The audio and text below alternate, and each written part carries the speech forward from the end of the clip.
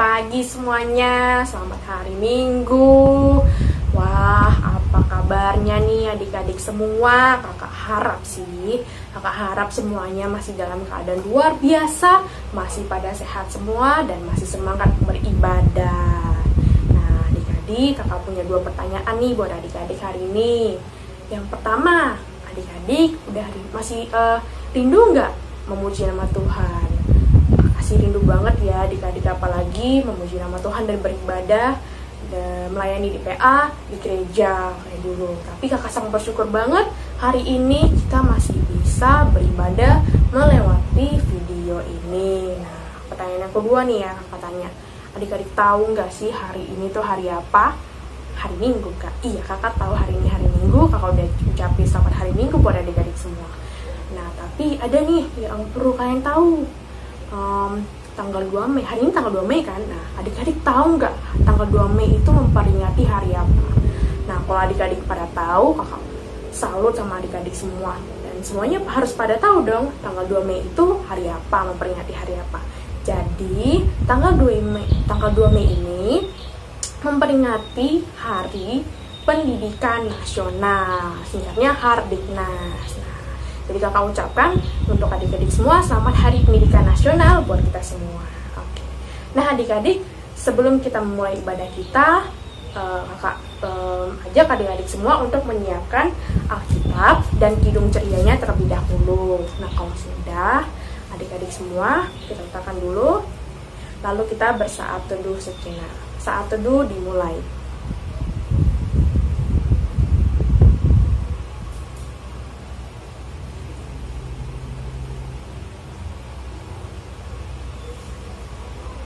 Saat teduh selesai. Oke adik-adik, untuk memulai ibadah kita, kakak ajak adik-adik semua untuk bernyanyi dari Kidung Ceria nomor 13, Kami Puji dengan Riang.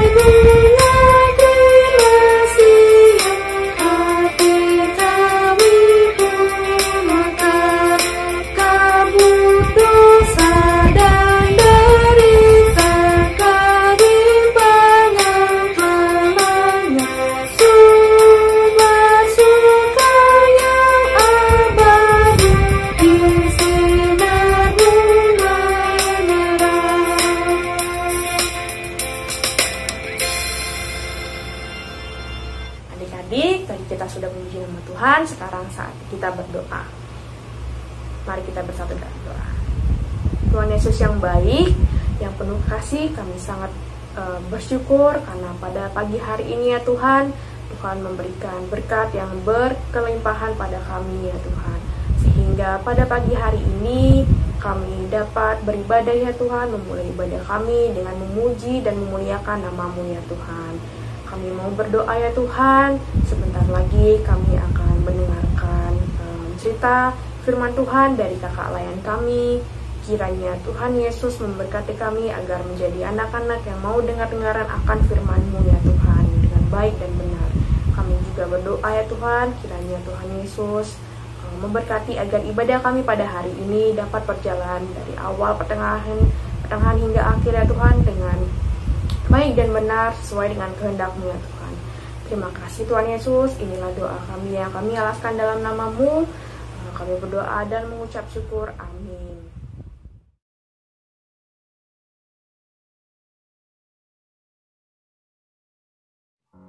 Teman-teman, mari kita membaca Alkitab dari Hosea pasal 1 ayat 1 sampai 9.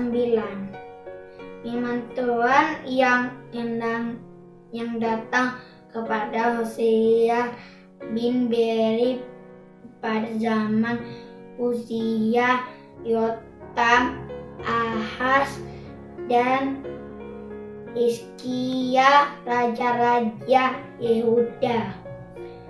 Dan pada zaman Yerobeam bin Yoas, raja Israel. Ayat kedua. Ketika Tuhan mulai berbicara dengan perantaraan Hosea, berfirmanlah ia kepada Hosea, pergilah, kawinilah seorang perempuan sundal dan peranakanlah anak-anak sundal, karena negeri ini bersundal hebat dengan membelakangi Tuhan. Ayat ketiga. Maka pergilah ia dan mengawini Gomer binti Diblaim, lalu mengandunglah perempuan itu dan melahirkan baginya seorang anak laki-laki. Ayat keempat. Kemudian berfirmanlah Tuhan kepada Hosea, berilah nama Yizreel kepada anak itu, sebab sedikit waktu lagi maka aku akan menghukum keluarga Yehu karena hutang darah Yezreel, dan aku akan mengakhiri pemerintahan kaum Israel. Ayat kelima. Maka pada waktu itu aku akan mematahkan busur panah Israel di lembah Yizreel. Ayat ke-6. Lalu perempuan itu mengandung lagi dan melahirkan seorang anak perempuan.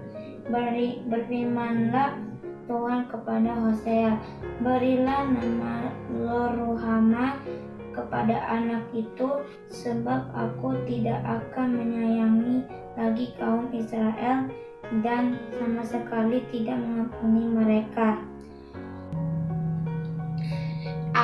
Ayat ke-7. Tetapi aku akan menyayangi kaum Yehuda dan menyelamatkan mereka demi Tuhan Allah mereka. Aku akan menyelamatkan mereka bukan dengan panah atau pedang, dengan alat perang atau dengan kuda dan orang-orang berkuda. Ayat ke-8. Sesudah menyapi Lo-ruhama, mengandunglah perempuan itu lagi dan melahirkan seorang anak laki-laki. Ayat ke-9. Lalu berfirmanlah ia, berilah nama Lo-ami kepada anak itu, sebab kamu ini bukanlah umatku dan aku ini bukanlah Allahmu. Demikian firman Tuhan. Haleluya, haleluya, haleluya. Baik adik-adik, tadi kita sudah baca dari kitab Hosea 1 ayat 1 sampai 9, di mana di sana menceritakan tentang ketidaksetiaan umat Israel, ya. Nah, ketidaksetiaan umat Israel ini membuat Allah sangat-sangat murka, sangat-sangat marah, kesal, ya, geram gitu. Jadi kemarahan Allah ini digambarkan melalui Nabi Hosea. Nah, mengapa kakak bilang seperti itu? Tadi kita sudah baca, di dalam bacaan kita yang kita baca tadi, di mana Allah berfirman supaya Hosea ini menikahi, mohon maaf dengan kata pelacur, ya. Jadi Hosea ini disuruh menikahi pelacur bernama Gomer. Nah, setelah menikah, ya, nah Hosea ini dikaruniai 3 orang anak. Nah, anak yang pertama adalah Yizril. Artinya adalah penghakiman, ya. Penghakiman yang berarti menyerahkan dengan maksud bahwa Allah akan mengubrak-abrik kaum Israel ke seluruh dunia akibat ketidaksetiaannya, ya, istilahnya menghancurkan lah, seperti itu. Lalu kemudian anak yang kedua dinamai Lo-Ruhama. Lo-Ruhama ini artinya tidak dikasihani. Jadi Allah sangat-sangat tidak mengasihi orang Israel akan perbuatan yang sudah mereka buat, ya. Mereka sudah menyembah mengikuti dewa-dewa palsu, ya, berbuat dosa, ya. Kemudian anak yang ketiga diberi nama Lo-Ami. Nah, Lo-Ami ini artinya adalah bukan umatku.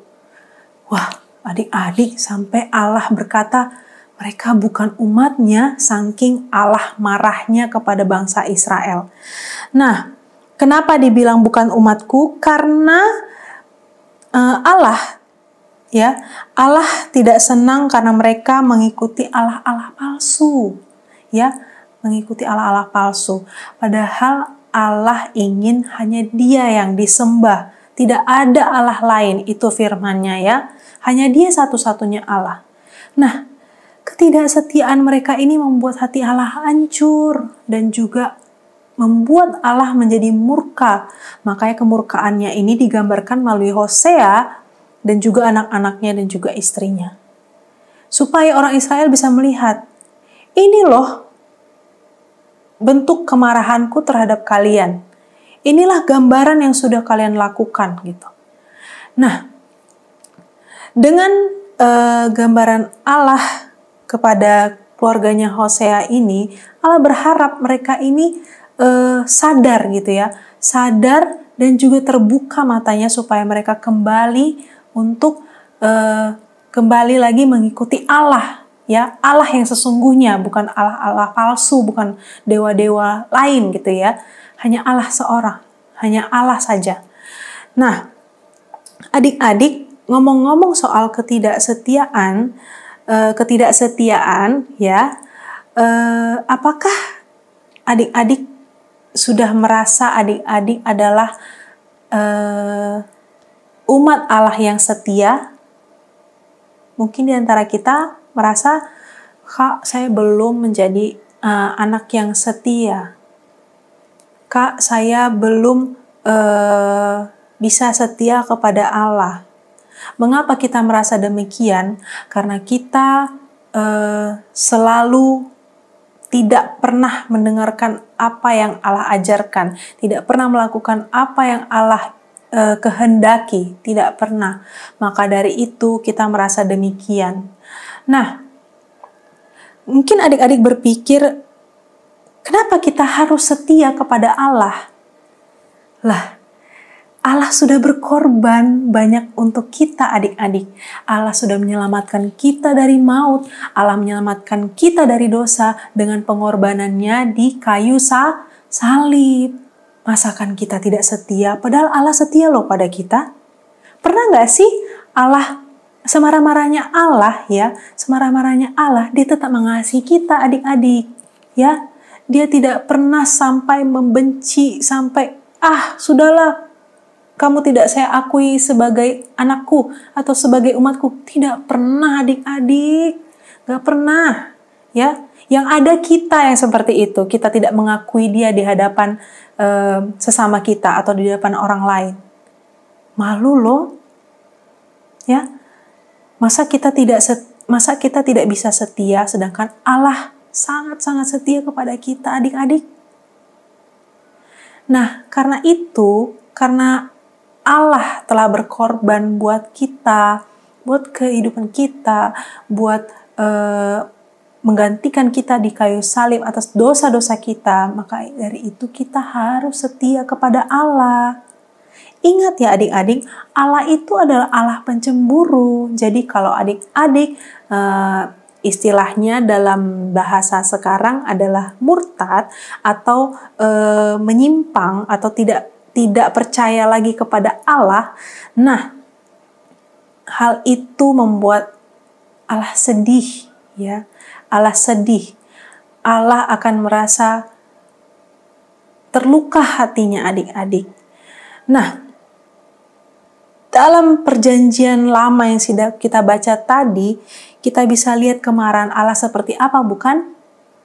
Sampai-sampai dia menggunakan nabi yang seharusnya adalah hamba, istilahnya hambanya, ada orang suruhannya, orang yang diperintahkan supaya membawa bangsa Israel ini menjadi lebih baik.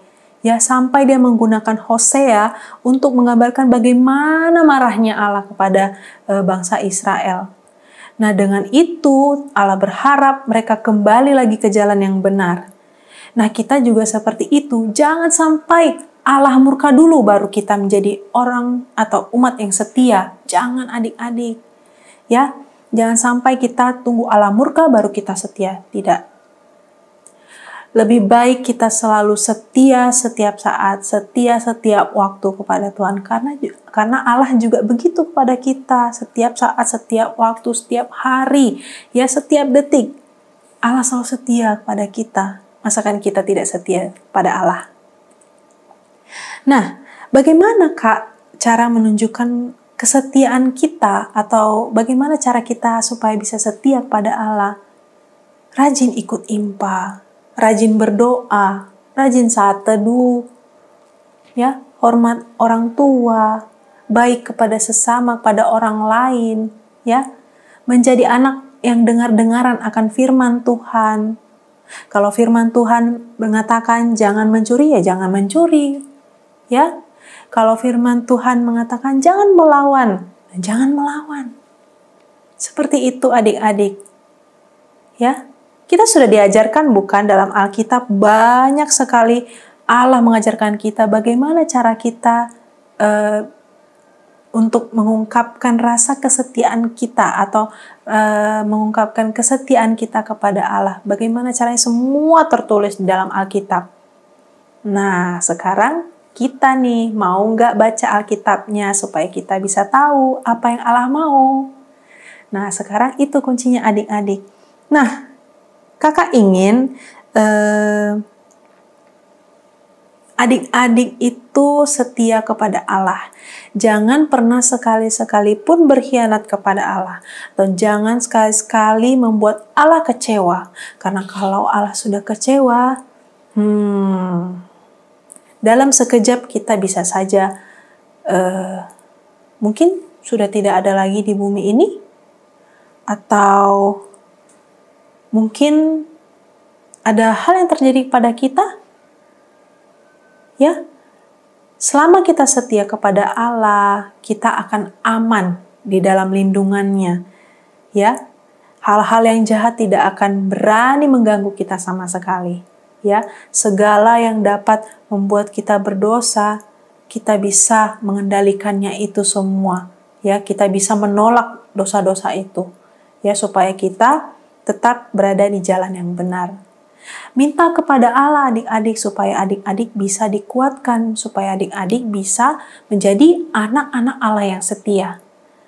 Nah, jadi sekian cerita hari ini, jadilah anak-anak Allah yang setia kepada Allah. Demikian firman Tuhan.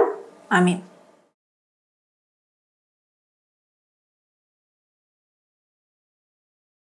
Nah, adik-adik, tadi kita sudah mendengarkan cerita firman Tuhan. Sekarang saatnya kita merespon cerita firman Tuhan sambil mengumpulkan persembahan dengan menyanyikan lagu dari Kidung Ceria nomor 233, baik yang pertama dan ketiga.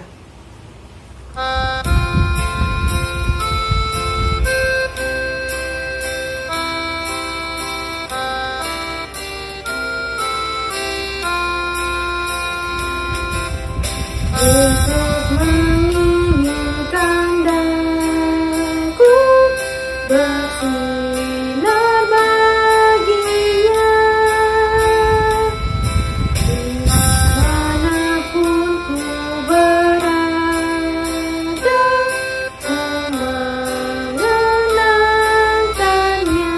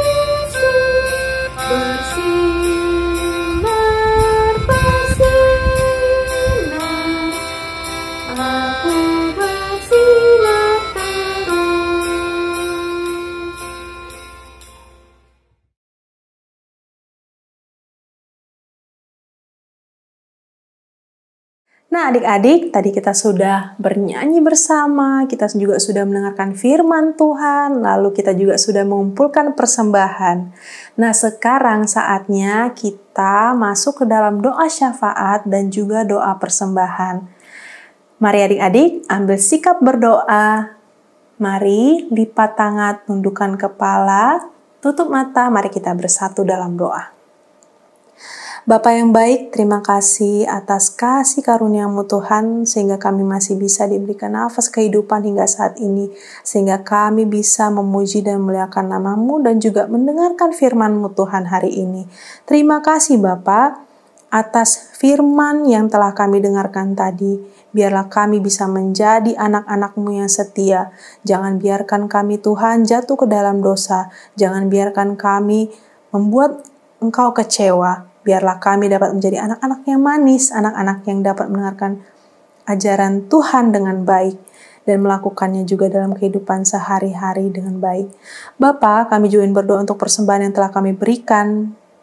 Kiranya persembahan yang kami berikan dapat diolah dengan baik oleh tangan-tangan atau pengurus gereja yang sudah ditugaskan untuk mengolahnya Tuhan. Biarlah persembahan ini dapat memperluas pelayanan-Mu dalam gereja Zebulon ini ya Tuhan. Berkati juga tangan-tangan yang telah memberikan, kiranya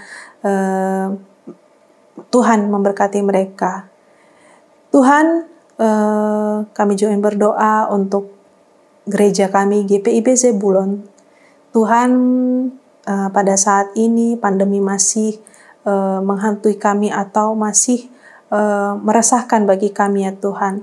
Tuhan bisa lihat di gereja kami juga harus mengikuti protokol kesehatan. Kami juga harus beribadah secara hati-hati sesuai aturan yang sudah dianjurkan oleh pemerintah.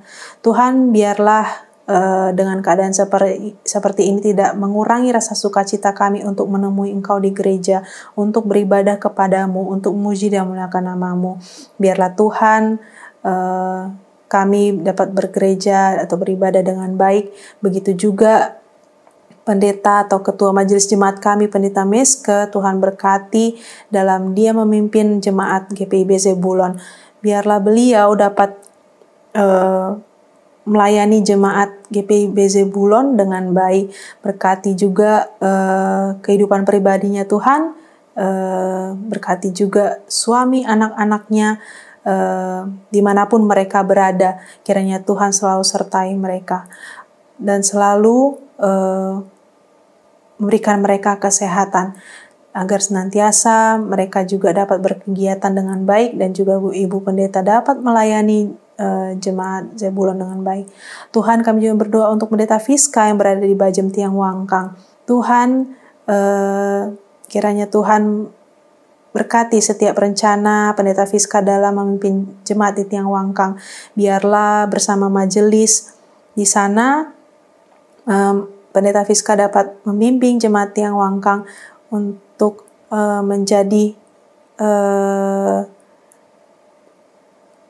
pembawa berkat bagi jemaat di sana. Tuhan, terima kasih atas pembangunan Esra Tiang Wangkang yang sudah mencapai 80% Tuhan.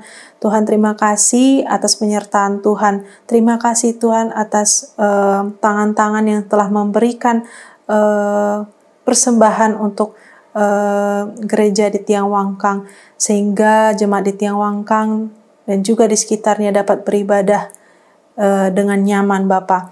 Bapa, kami juga ingin berdoa untuk kedua orang tua kami. Tuhan berkati mereka, berkati kesehatan mereka, berkati mereka juga dalam pekerjaan mereka, dalam kegiatan mereka juga sebagai ibu rumah tangga ataupun sebagai pebisnis atau entrepreneur.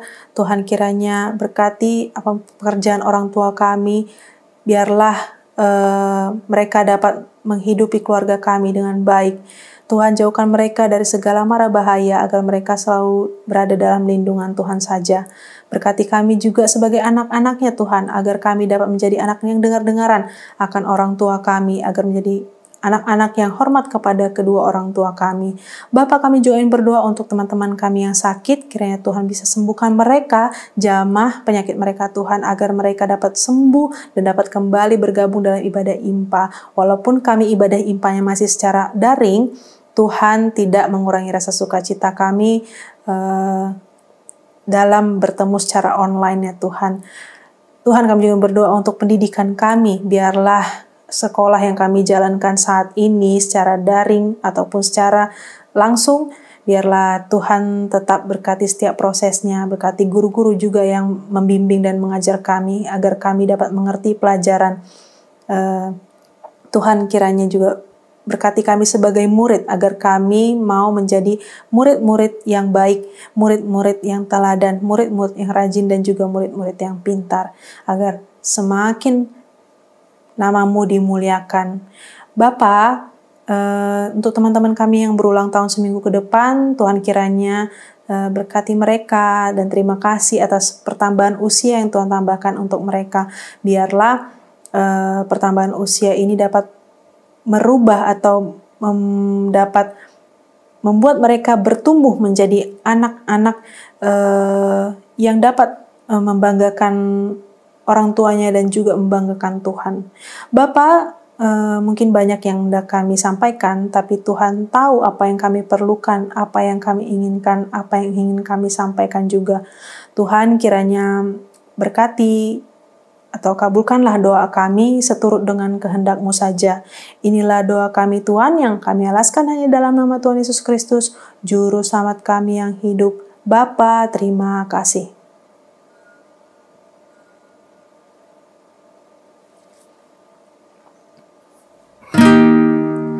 Bapa, terima kasih.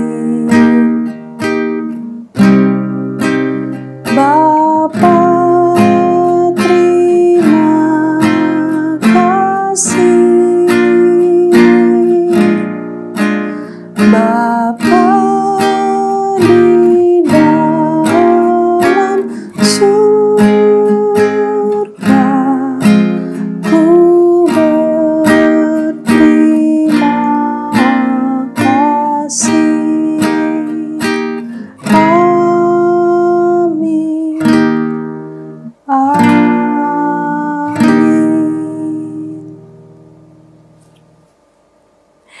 Ibadah selesai. Selamat hari Minggu adik-adik. Shalom. Sampai jumpa di ibadah IMPA minggu depan.